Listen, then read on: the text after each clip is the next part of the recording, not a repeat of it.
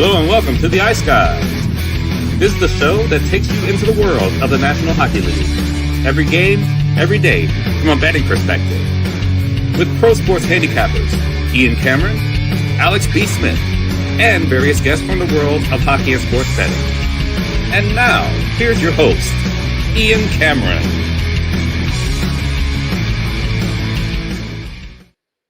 Welcome to the Ice Guys, Sunday, November 16th. Ian Cameron, Alex B. Smith with you, ready to break down the Sunday card. We've got 4 games on tap tonight. We actually had a game earlier today. You didn't miss anything, trust me. Pittsburgh 4-0 against Nashville. I didn't even bet it, and that's rare for me that I have a game I don't even bet, but I had even no interest in betting that. I don't think I won a bet when Pittsburgh played Nashville on Friday in that first game in Sweden. I didn't win any of my props. I had a little bit of Pittsburgh. I had a little bit of the first period over. And once I lost everything in that game, every bet on that game, I've said, I'll be damned if I'm betting that Sunday morning game between these two teams. So you didn't miss anything as far as that's concerned. I didn't even watch it. So you said you didn't even bet it. I didn't watch it either. I mean, I'm doing some NFL show. Yeah, I should have been on Pitts. I did consider Pittsburgh again. I probably should have been on them, but oh well. We got 4 more games still to go through on this Sunday. We'll get to those in a minute. Obviously, it's another NFL Sunday, but don't forget about the Grey Cup. 112th CFL Grey Cup today, 6 p.m. Eastern. It's on CBS Sports Network for those of you in the United States. Don't forget about it. Give it the love and attention it deserves.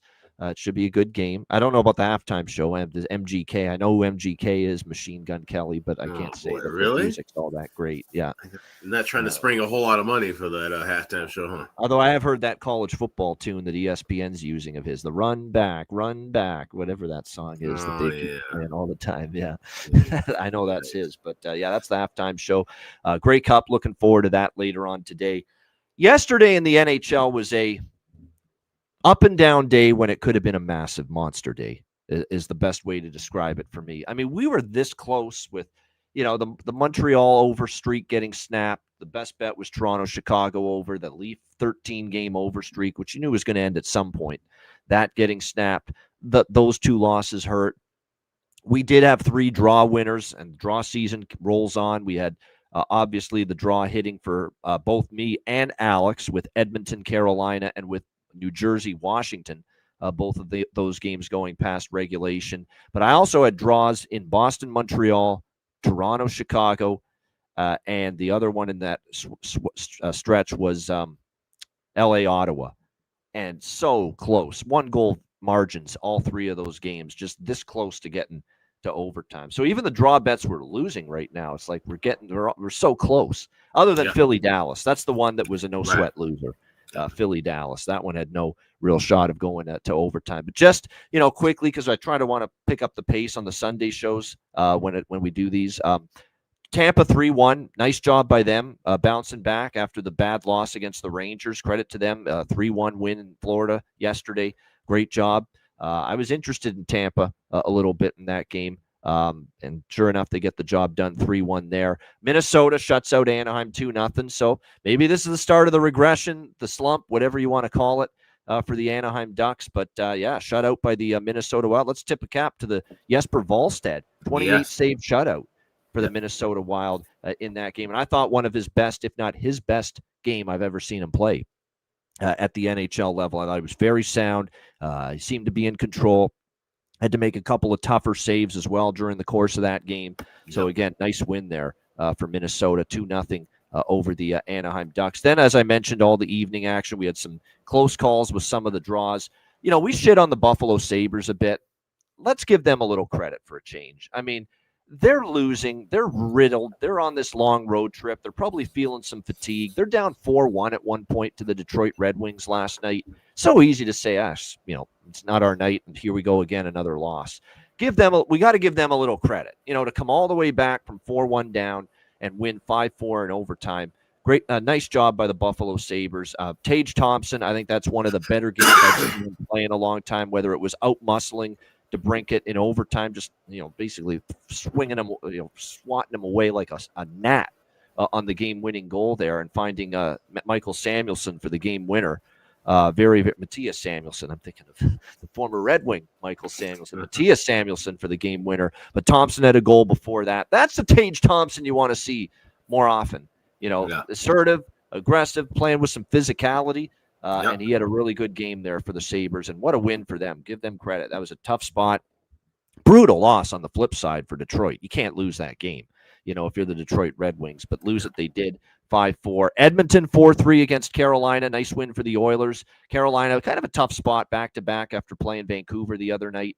So a nice win there for the Oilers. Boston 3-2 against Montreal. Swayman was great. The woes continue. What a tough homestand this has been for the Canadians. LA, Dallas, and now Boston. 3 straight losses at home for the Montreal Canadiens. How about New Jersey? Isn't it funny how hockey works? A lot of injuries. Jack Hughes, first game out with the freak accident, cutting his hand, and they rise up and they beat Washington. That's what it works. Everybody steps up first game without your star. And it seems like that happens a lot, hockey and basketball in particular. And it happened last night for New Jersey, but we cashed the draw in that game, Alex and I, with the Devils and the Caps. Another nice win at home for the Chicago Blackhawks as the woes continue for Toronto. 3-2 Chicago. Great job of just sticking with it, right? Didn't look like the game was going to go their way. They got the first goal. What a great first goal it was for them, too, as well. Ryan Green, a bargain bin special, a winner for Alex as we hit another bargain bin yesterday with that. But the Leafs tie it, late goal. That's the one thing I said in our group chat, that Chicago's got to stop giving up goals late in the periods like that. Those are momentum killers. They really are. And we saw Toronto. They carried the second period because they got the momentum of tying the game late in the first. Yep. Goals like that. They're backbreakers. Yep. They're momentum killers. And then, of course, Toronto, controversial, high stick, well, maybe not, but 2-1 as far as the Leafs taking the lead there. But good, resilient young group, because it looked like the game was starting to tilt toward Toronto, and they reeled it back in, tied it up in the third, and then, of course, got the game winner with just about 4 or 5 minutes left in regulation. Very nice win for Chicago. Hung on at the end. And if you're the Leafs, you didn't play that bad of a game. Joe Woll was pretty solid, if you ask me, overall on the night in his first game. But like I said, moral victories are not going to cut it for Toronto right now. You're going to start needing some points here, because your spot in the standings is getting more and more dubious by the day with each loss. So great win, though, for Chicago there in that one. We saw the Rangers get it done again against Columbus. So the Rangers all of a sudden starting to put a little win streak together. LA 1-0 and a snoozer against Ottawa there in that game. But Kings continue to be road warriors, playing great. Dallas pumps Philly 5-1. Tough spot for Philly, and they certainly played like it after being in St. Louis the night before. And speaking of St. Louis, we said Vegas might, use this road trip as a way to galvanize themselves, and they did last night. They were dominant. They were outshot St. Louis by like 35-15 were the shots at one point. But Vegas, meaning business, needing to get a win after a rough homestand, and they start their road trip with a dominant, convincing 4-1 win over the St. Louis Blues last night. And then in the late action, Winnipeg 4-3 shootout win against Calgary. Entertaining game that was, and disappointing from the San Jose shot. San Jose Seattle was one of the more maddening third periods I've seen. They had 1 million power plays. The puck's not bouncing, fanning on shots, missing the net, blocked shots by Seattle. Seattle defended quite well on the penalty kill, though. You can tell Lane Lambert's coaching that team. Lane Lambert has always done a good job coaching penalty killing units, including when he was with assistant with Toronto. I think they kind of missed Lane Lambert in Toronto because their penalty killing's not as good this year. But their penalty killing was very good last night against San Jose. San Jose had 1 million opportunities to get back into that game and just couldn't take advantage of it. And every little mistake San Jose made, an odd man rush they gave up, ended up in the back of the net against Nedeljkovic. So Seattle there, 4-1 win against San Jose last night. Alex, big Saturday card. Thoughts from you?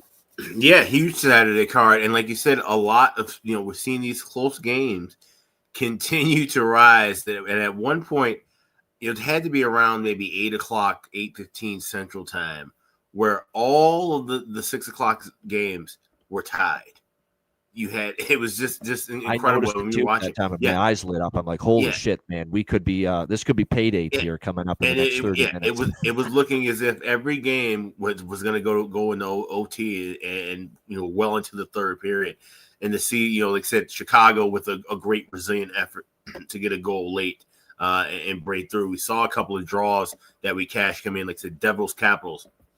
That was a game where I felt like, with the Devils having that, like I said, next man up mentality, missing Hughes and kind of riding that momentum of the Chicago win, I felt like that was going to be another game of theirs that they could take in the OT, and they did. So that's now 5 in a row for New Jersey.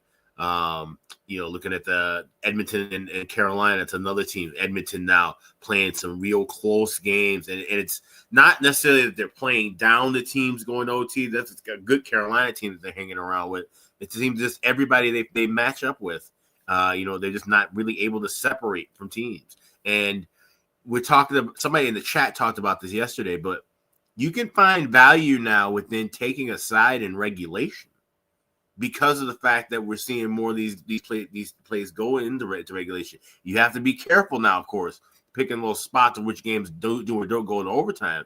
But if you really like a game to end within 60, shop around, and if you're seeing where the draw is now at, plus 310, plus 300, you're going to see the prices balanced off, and add some value to one side or the other. So, that's where that opens up plus 1.5 bets. You've heard us talk about those when you see teams that are, minus 300, minus 350, minus 400.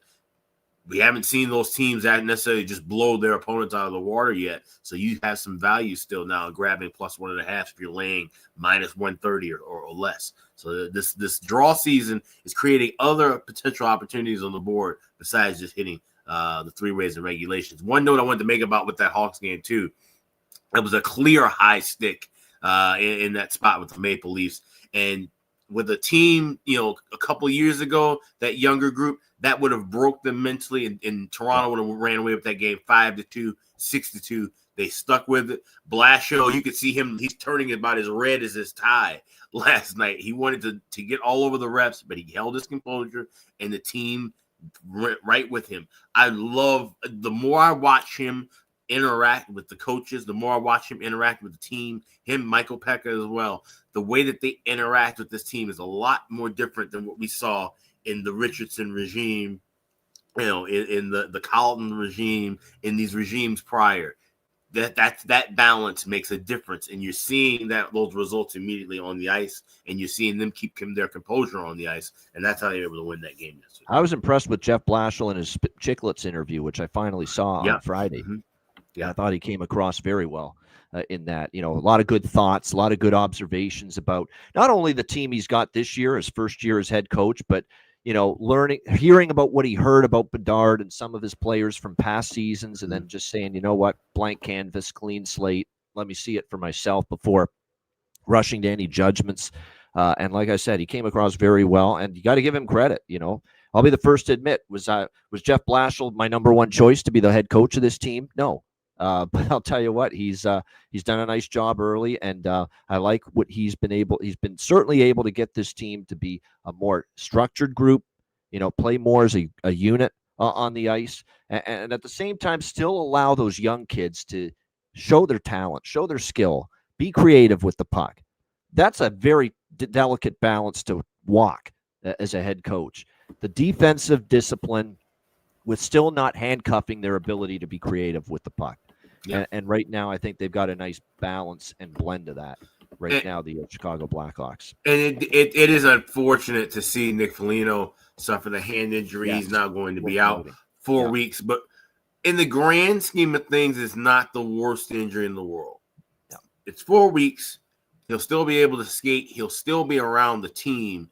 And his biggest asset and value at this point in his career is being around the guys, being on the bench, being in that locker room, being there at practice. He actually frees up now a forward spot with Landon Slaggert being up with the team, Oliver Moore being up with the team. You actually now have some wiggle room with the forwards, where having Foligno in a suit for the next 4 weeks isn't the worst of things in the grand scheme. He'd been Mr. Cardio, other than leading this team for the last, couple of weeks. So, it just sucks. You hope he gets better, and hopefully that the hand will be all right. But like I said, this now gives the Hawks some room, and it gives them time to evaluate a couple of guys too, because Slaggert could be a trade piece at some point. Moore could possibly be a guy that you throw in if you're talking about getting a big-time return back in a trade.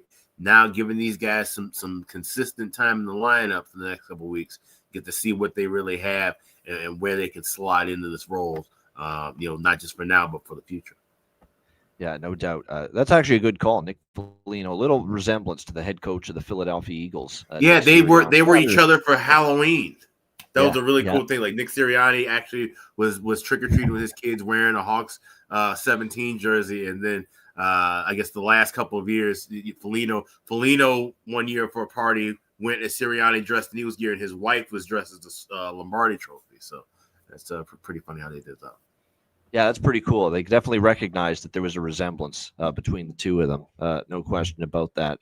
All right, great stuff. All right, on to Sunday. We got 4 games on tap. Oh, we do want to remind you, we'll mention this again later in the show as well. There it is, Ice Guys NHL live betcast, Tuesday night, couple nights away, November 18th, 7 p.m. Eastern time. We are definitely looking forward to that. Again, should be great. Like I said, always fun when we're doing the live betcasts. 7 p.m. Eastern, Tuesday night, DM or email either of us for a spot on the betcast. Live betting, just shooting the shit, lots of fun. We always get something that makes us laugh at some point during the night as well on the betcasts here as well with a great group of people. So make sure you join us Tuesday night. Looking forward to our November free-for-all live betcast. And remember, we've got another betcast later in November for our Patreon members only, an exclusive Patreon-only betcast, which will be coming up later in the month of November as well. All right, we'll start with Vancouver and Tampa Bay. We've got Tampa Bay minus 180 home favorite, 6.5 the total in this game. Back-to-back for the Lightning rather, after playing the Panthers yesterday and getting a 3-1 win in that game. What was impressive to me too about the Panthers the Lightning win against the Panthers yesterday was, again, finding a way to win with all the artillery out of the lineup. You know, they didn't have Hedman, they didn't have Cirelli, they didn't have Hagel, McDonough and Paul remain out. So a lot of key pieces missing. The same players that were out against the Rangers when they got blasted by New York at home, and to find a way to just pull one out there against the Florida Panthers, 3-1 yesterday. Nice win, gutsy win, gut check win for the Lightning, given how decimated and depleted they are right now. We'll see how they fare here on the back-to-back. Definitely is a bit of a spot advantage here for the Vancouver Canucks, coming off a 4-3 overtime loss to the Carolina Hurricanes. Tampa Bay 9-1 in the last 10 meetings here between these two teams. So it's been quite a show of dominance for the Tampa Bay Lightning in head-to-head games versus the Vancouver Canucks in recent years. The only thing I really like here is Tampa Bay had gone, I believe, 4 games in a row to the over in the first period until yesterday. That streak got snapped yesterday, and the Canucks are on a bit of a mini short-term first period over heater right now. So first period over, I sprinkled on that. Not really much other than that. I mean, I do think I did consider Vancouver, but they do have a spot advantage. It's tough back-to-back for Tampa. They're still banged up, but I don't know if I trust Vancouver enough to pull the trigger. I lean Canucks plus 150, but as of now, no bet. Alex, what do you think here, Vancouver, Tampa Bay? Yeah, it's going to be a live look for me, but as you said, I'm seeing the trends with the first period over, so I'll take a shot pregame with both teams to score in the first period, plus 144, and then try and get either minus $1.10 or better with that first period over. I'm seeing $1.45 to $1.50, so just wait a few minutes, grab a better price for the first period over, but grab both teams to score pregame, plus 144 is available at FanDuel. Kevin Lankinen, and you should see Jonas Johansson. Probably, I'm very confident it's Jonas Johansson for Tampa Bay because Vasilevsky started yesterday. So, and the Nucks did look good, Bailey, against the Hurricanes. I agree. As someone that had Carolina team total over, I know. They played pretty good game. Now they did get outshot by a wide margin, but Carolina does that to everybody. They hung in there though. We'll see. Again, both teams banged up. That's another thing. I'm only on first period over for now. I want to see who's in for Tampa. Do they get Cirelli, Hagel, Hedman, any of those guys back? Not to mention Vancouver, Phil Hronek and Quinn Hughes, day to day on their blue line. So they've got some concerns from an injury standpoint here as well going into this game. As far as props, we talk about it. Kiefer Sherwood, Connor Garland on the top line might be worth a look. He's certainly been Linus Karlsson birthday, says Jonathan Davis. Yeah, he's only playing on the fourth line, but the birthday bet, prop bet, is kind of been a thing. Atu Ratu's getting more time as well on the centering the third line for Vancouver. And again, Tampa Bay, you just can't bet props until you know for sure what the lineup's going to look like. One thing I know is that with the injuries, let's say it stays the way it did, Zemgus Girgensson got moved up with Point and Kucherov. So if none of these guys come back, Zemgus Girgensson might be on that top line, and that could be some value with his props today here for Tampa Bay. All right, Vegas and Minnesota. We've got Vegas minus 125, road favorites, 6 the total. No draw on that one, hell. No draw on that one, Vancouver and Tampa Bay. This one, I do have a small sprinkle on the draw here, Vegas and Minnesota. This is a tricky one.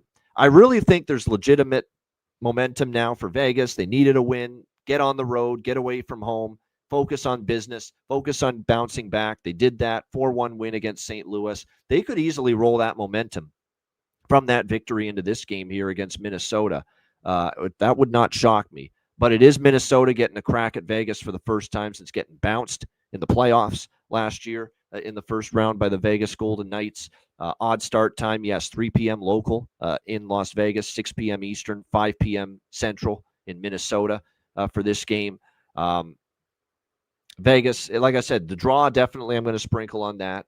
I think we've got the potential here for a little bit of overtime. Goaltenders for this game as of now, we're looking at Philip Gustafsson for Minnesota, Carl Lindbaum, probably going to get the start here for Vegas on the back-to-back after we saw Akira Schmid last night. Lindbaum 0-3, 3.29 goals against, .869 save percentage, so not the greatest of numbers. And again, this team has not won a Lindbaum start yet this season, Vegas. So that's what would concern me, even though Vegas, I like the momentum of getting a win on the road trip to begin it yesterday to snap the skid they had on the homestand. Don't know if I want to lay a price with them on the road in this spot, considering it's Lindbaum and considering, again, Minnesota is the team that bounced them in the first round last year. So I'd expect Minnesota to want to put a good performance there as well. Try to build on that 2-0 win. It's a step in the right direction. I thought Wallstead was pretty solid. Like I said, we'll see if they can build on that. But as of right now, the only thing I've got pregame is a small draw bet. Nothing else besides that at the moment. First period over, maybe. We've talked about that all season with Vegas, but I don't know. I'm not feeling it as much here with this particular game. Alex, what do you think? Vegas, Minnesota. No, I did grab this first period over pregame. I'm minus 125 at Caesars. Anything higher than $1.35, I would wait a little bit and try and grab a better pricing game. But I feel like this could be up and down early, and that's why I'm staying off of the side right now too. I lean with Vegas, but like you said, they just haven't been giving Lindbaum the goal support and giving him the push to get a win. He's got to make some bigger saves too. He's got to come up big too. Minnesota, I worry about them coming off of such a big win. That was huge. Wallstead, like I said, looking fantastic. You know, we kind of called him out a little bit a couple of weeks ago, but he has really sharpened things up his last couple of starts, getting with three wins, 2 shutouts. I think he's only allowed 2 goals in total. He's made 98 saves in the last 100 shots he's faced. So that's pretty damn good. Looking more like the prospect that everybody had touted him to be. But like I said, you know, now with Gustafsson coming back in, can they keep that momentum? I kind of worry about it. So I think we'll see goals early, but I want to see more what happens in this game before I make any more bets. All right. Yeah, as far as props go, I told you, stick with Braden Bowman. And I didn't use him as bargain bin, but I did bet him, and I did mention it. Braden Bowman, and he gets his first NHL goal against St. Louis last night. He now was moved up to the line with Eichel and Cloche, Barbashev, Marner, Hurdle, and Dorofeyev, a bit of a new-look second line for Vegas. So I'm riding the express here with Braden Bowman and Barbashev, for that matter. Both those guys to find the back of the net here for props for the Vegas Golden Knights. On the Minnesota side of things, really, as far as, you know, they've had a hard time scoring goals. They haven't been scoring a bunch lately, but I'm seeing Ryan Hartman might be put with Kaprizov here for the Minnesota Wild. It looks like a top-line opportunity potentially for him. So, and Ryan Hartman definitely, like I said, if he gets that slot on the top line, props for me for him in this game are definitely going to be well worth a look. All right, Detroit Red Wings, New York Rangers. We've got the Rangers minus 140, home favorites, 6 the total here in this game. Terrible loss for the Detroit Red Wings. I mean, my goodness, at home 4-1 against Buffalo. You got to win that hockey game. And I give Buffalo credit. No quit, coming back, finding a way. That's a brutal loss for the Red Wings. That can't happen. So you would think they're going to be in a pretty ornery mood here going on the road against the Rangers here at Madison Square Garden. So handicapping 101 is minus 140 favorite with a team that still, I know they finally won a home game against Nashville early this week. but that was only their first home win of the season. But handicapping 101 for me when both teams are on the back-to-back is that I would rather have the team off the loss at a plus price, especially the kind of loss Detroit had, rather than laying minus 140 with the team feeling good about themselves off a win like they had last night against Columbus. That being said, the Rangers have owned Detroit. There's no sugarcoating it whatsoever. They have absolutely owned the Red Wings in the head-to-head series, 7 straight wins. The Rangers have beaten them here at MSG. They've beaten them at the Pizza Box, Little Caesars Arena. So that's my only hesitation here with getting involved in the Red Wings. Not to mention Rangers are playing better, and they are 3-0 with Vinny Trocheck back in the lineup. He has made a significant difference for the New York Rangers. That's one of the main catalysts as to why they're starting to win and why they're starting to score some goals as well. He just, the center ice position is just paltry for them when he's out. Now he's back, and suddenly everyone's in their proper spot. He gives even Lafreniere and Cooley even more punch on that second line, and it almost feels like with Trocheck back, it's even led to Panarin, Zibanejad, and Miller, that top line, playing better for the New York Rangers. So, yeah, I mean, I hate to disappoint everybody, but as of right now, there's actually a complete no bet. I do have a couple props, but side or total, complete no bet. We expect Cam Talbot and Jonathan Quick to be the netminders here in this game tonight. Not a surprise because Shesterkin played last night for the New York Rangers against Columbus, and we saw John Gibson last night against Buffalo for Detroit. So Talbot, Smith, Talbot and Quick, I should say, makes sense here that would be the matchup in net. What do you think here, Alex? Red Wings, Rangers. I feel like this is going to be a tight and close battle. And I know, like I said, the Rangers have finally got the offense rolling, but that was on the road. They translate this into action at home? Is the case? I'm not so sure. So I took the draw plus 340. I do feel like they can get the win here. So I did take a shot with JT Miller to get the overtime game winner. I got that at 70-1 over at FanDuel. There we go. And like I said, you've cashed a couple of those so far this season in that regard. Okay, yeah, prop-wise, like I said, Cooley, Lafreniere, Trocheck, that line I'm interested because they've played well since being put together once Trocheck came back in the lineup for the New York Rangers. So certainly interested with some props for them in this game. So definitely that stands out to me. Like I said, we're going to have to wait, to see exactly what the lineup confirmations are, the lineup combos are. But entering this game, Lucas Raymond's on a 3-game point streak. The Breadman's on a 3-game point streak. Larkin, Zibanejad. Adam Fox is on a 3-game point streak from the blue line for the New York Rangers. And that's not surprising. They've won 3 in a row, and Adam Fox has had at least a point. Yeah, this was my I have one draw bet on the card for sure tonight, and it's the next game, so I've basically given it away. But this game, I did consider it. This was close to me betting the draw, but the only concern I have is that Red Wings, the Rangers have lately not been as involved in as much overtime, and his head-to-head wise, there's been no recent history of overtime games between these two teams. That being said, it wouldn't totally shock me if this goes to overtime. Certainly wouldn't shock me if this next game goes to overtime. New York Islanders and Colorado Avalanche. We've got Colorado minus 270, home favorites. The total here sitting at 6.5 in this game. This is one of those games where definitely let's talk about the Islanders first.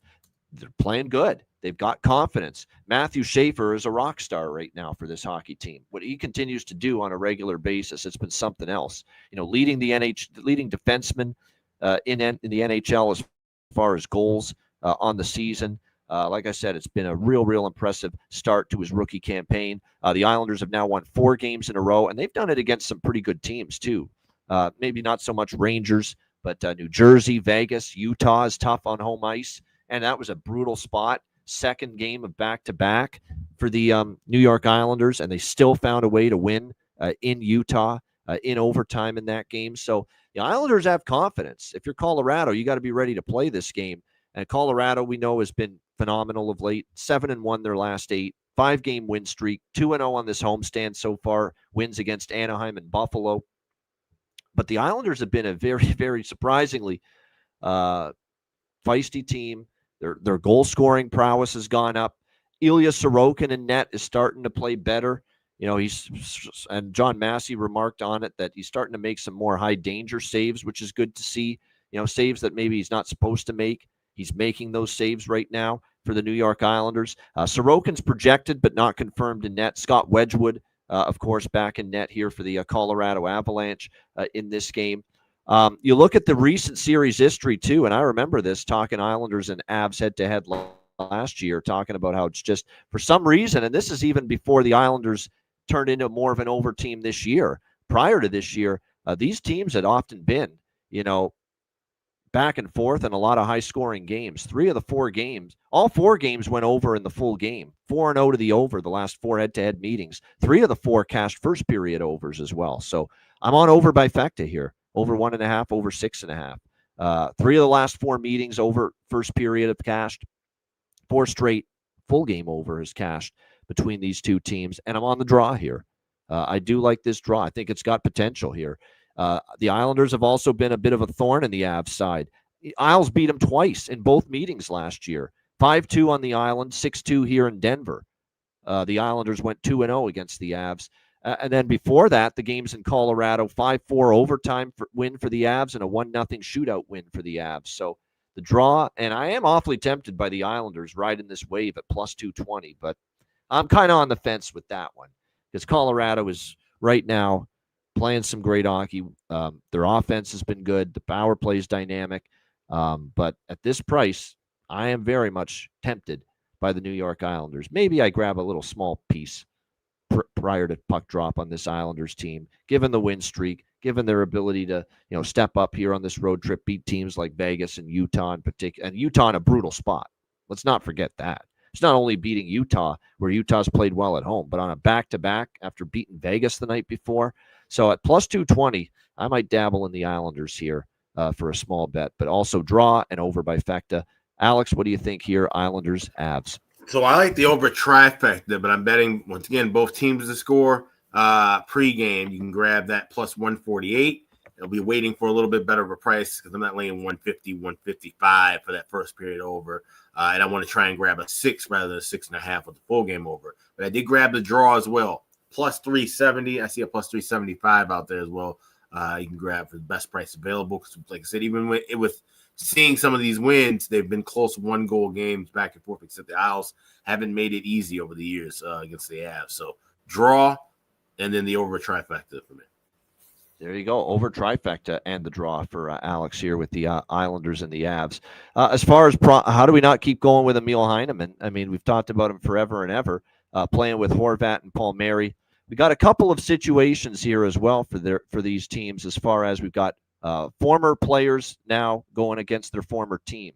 And we got Brock Nelson for the Colorado Avalanche getting to play against the New York Islanders here after being a longtime member of the New York Islanders. So you got to look toward Brock Nelson, and you got to look toward Jonathan Drouin, I think, for Colorado. Jonathan Drouin, albeit briefly a member of the New York Islanders, but he did spend some time there with the New York Islanders organization now, or actually with Colorado, now a member of the New York Islanders organization. So Drouin for the Islanders against his old team, Colorado, and of course Brock Nelson for Colorado against his old team, the Islanders. So I think both of them probably worth a look here as far as goal props tonight. Drouin for the Islanders, Brock Nelson for the Avs. And yes, Heineman's birthday too. Wow. Geez. I mean, as if we didn't need any more reason, Jonathan, to take Emil Heineman. He's been great. What a nice find. I mean, he's just a guy that's been a depth forward in Montreal before arriving with the Islanders, and yet he's found success and instant chemistry with Bo Horvat on that top line. Sometimes it's just, the right pieces that sometimes fit on certain lines, and chemistry can develop. And boy, has that ever been the case with Emil Heineman, no doubt. So like I said, riding the wave that is Emil Heineman and the goal props. And again, like I said, he's been terrific. 2 straight games with a goal. He's 3 of the last 5 he's scored. And he scored in almost 40% of all of the New York Islander games this year. Heineman. So yeah. And Brindley's the other one I would take a look at for a goal. And Schaefer, you're still getting plus 550. And he scored now in back-to-back games for this Islanders team. Of course, he had the game winner against Utah the other night. He had a power play goal against Vegas in the first period of their win against the Golden Knights. So again, Matthew Schaefer still north of plus 500 for him to score. And as we're seeing lately with him, the phenomenal rookie, he is not hesitating to shoot the puck right now.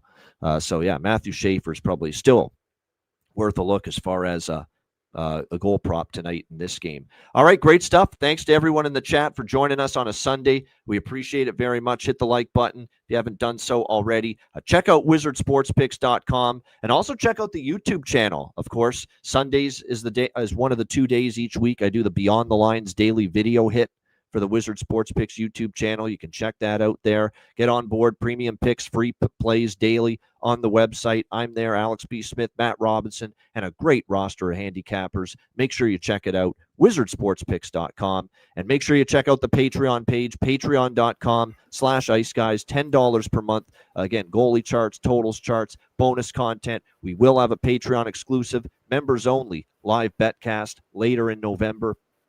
Date to be announced. That's coming up, though.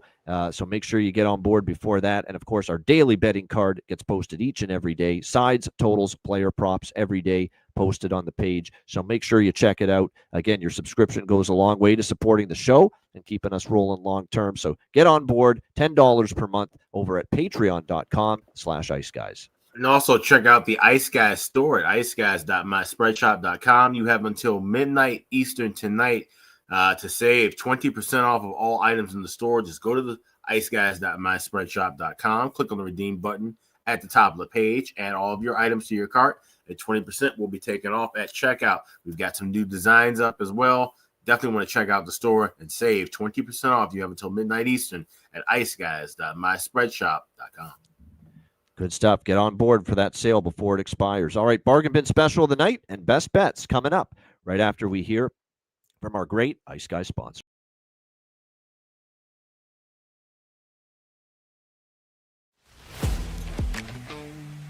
Wizard Sports Picks, featuring the finest handicappers in the universe. Sharp insights, trusted picks, and relentless results. We strive to help you become consistent winners. This is Wizard Sports Picks.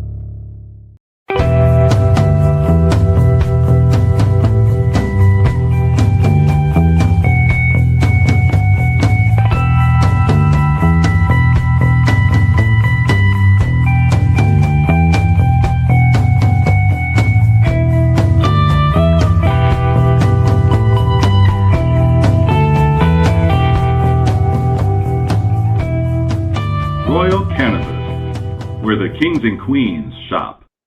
Thanks to all our sponsors, including Royal Cannabis over at royalcannabisshop.com. 20% off with promo code ICEGUYS. All right, bargain bin special of the night. We had another one courtesy of Alex B. Smith last night with Ryan Green of the Chicago Blackhawks. We'll see if we can add to it tonight on this Sunday slate. Alex, what do you think for bargain bin special of the night? Yeah, let's head up the street to Grand Casino Arena, and we're actually going to go with another Ryan. It is in Ryan Hartman, moving up from the third line to the first line. I have two plays involving him. I like him anytime goal scorer. You get that as high as plus 330. That's the best price I see available over at DraftKings. But I also like him to get 2 points in the contest. Shout out to Aaron in the chat. He mentions that he has had 4 assists in his last 6 games against Vegas. So we're going with 2 points. You can get that plus 700 over at FanDuel. So Ryan Hartman, anytime goal scorer, plus 330. Ryan Hartman, 2 points or more, plus 700. Those are my bargain bin specials for this Sunday night. All right, great stuff. I like that one, Ryan Hartman. I'm going to go with, I got to do it. I'm going with 3 bargain bin specials, and I'm doing it all from the same game, the New York Islanders and the Colorado Avalanche. They're all good. They're all worthy, and I don't want to leave any of them off. Right, line them up. What are they? Emil Heineman, obviously. Birthday, and he's red hot. Emil Heineman, New York Islanders, plus 450. Jonathan Drouin for the Islanders, going back to Denver to face his former team, the Avs, plus 450, same price. And the third one is going to be the former Islander, longtime Islander, now with Colorado, Brock Nelson, plus 320. So there you go. I really think we can hit one for sure. I actually think there's a chance. Now, again, we got to have things break right. The goal's got to go in. The puck's got to go in at the end of the day. But I think there's a chance we could even hit two of these, tonight. That's how good I feel about them. But we are going to take some money and parlay it and bet all three, right? Well, I think I might. I think I definitely am. Round robin them, which I know our guy Aaron, Bruins fan in the chat, Aaron, our good friend, has been doing that. And I'm hitting some big ones, my goodness, with a couple of those goal prop round robins, no doubt. So, 3 bargain bin specials, and all of them in that Isles-Avs game. So just to recap, Emil Heineman, New York Islanders, plus 450. Jonathan Drouin, New York Islanders, plus 450. Brock Nelson, Colorado, plus 320. There you have it. Let's see if we can get one. I think there's a real chance we can get two of these, honestly. I like them. Let's go. I like it. Bargain bin special of the night with confidence. All right, best bets for Sunday. Alex, what do you like for best bet? Draw season continues to roll on, and I like it to happen in Manhattan tonight. Give me Detroit and the New York Rangers draw plus 340. That's my Sunday best bet. Isles Avs over 6.5. I mean, we got 4 straight overs in the series history. 3 of the 4. I like the first period over at 2. 3 of the 4 have gone over in the first, but I'm going to go with the full game. Again, a 4-0 full game over streak head-to-head between the Islanders and the Avs. So over 6.5, minus 102, actually plus 102 at a book there with the full game over here. So New York Islanders, Colorado Avalanche, over 6.5, plus 102 for my best bet here for this Sunday card. Shout out to everyone in the chat at the like button. We appreciate it very much. Great show once again. Great week, and looking forward to a brand new week. Tomorrow, the show, as it is on Mondays during the college football season, approximately 3:30 p.m. Eastern start tomorrow for the show. So make sure you join us then. And one last time, make sure you're with us for the Ice Guys live betcast Tuesday night, November 18th, 7 p.m. Eastern time. Looking forward to it. Our free-for-all betcast for the month of November on Tuesday night this week. So make sure you DM or email me or Alex for a spot on the betcast, and we'll make sure you have the link when we go live Tuesday night. Ian, you mentioned the Grey Cup earlier at the top of the show. You got a pick for that game? Yeah, I've got futures on both teams preseason. Montreal and Saskatchewan. It was my preseason Grey Cup pick. I like both teams to get there, but if you were to ask me if you didn't have futures, who would you bet at the current number 3.5? I'd say Montreal plus 3.5. 3 of the last 4 Grey Cups, the underdog is cashed. Both division finals last week were decided by a field goal, exactly 3 points. So it wouldn't shock me to see another game decided by 3. And Montreal's quarterback, he does have a hamstring issue, but I think it's going to be okay for him to play. He is undefeated as a CFL starting quarterback, Davis Alexander, for the Montreal Alouettes. So hard to lay points against that. Let's put it that way. Take a shot with him, MVP, maybe? Yeah, certainly if Montreal plays well, he's probably going to have a big part in it. No question.